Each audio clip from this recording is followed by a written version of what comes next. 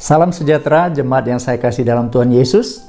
Kita jumpa lagi dalam saluran Bapa, Gembala Menyapa. Pada suatu hari ada seorang jenderal Gordon dari Amerika. Dia bertemu dengan seorang yang jenderal yang sudah tua dari Tiongkok yang bernama Li Hongchang.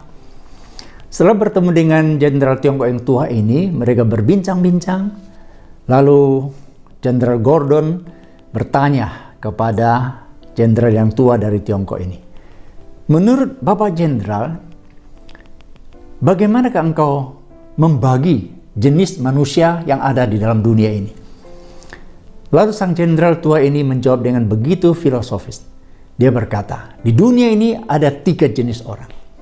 Jenis yang pertama adalah orang yang tidak dapat digerakkan.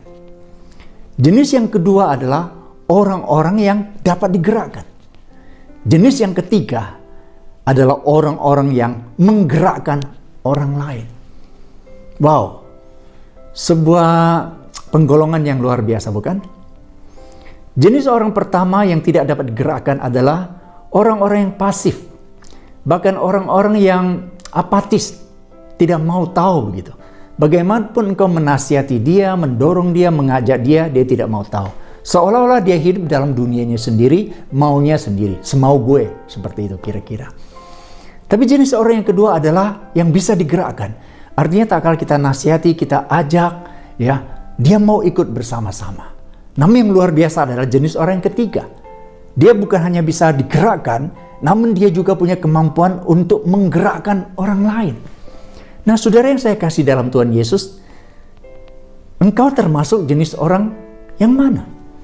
Yang tidak dapat digerakkan, yang dapat digerakkan, atau yang menggerakkan orang lain. Seperti kita ketahui bahwa visi misi gereja kita ke depan adalah lebih banyak menggerakkan di pemuridan. Pemuridan ini bukan hanya sekedar program, tapi pemuridan ini menjadi jantung daripada gereja kita.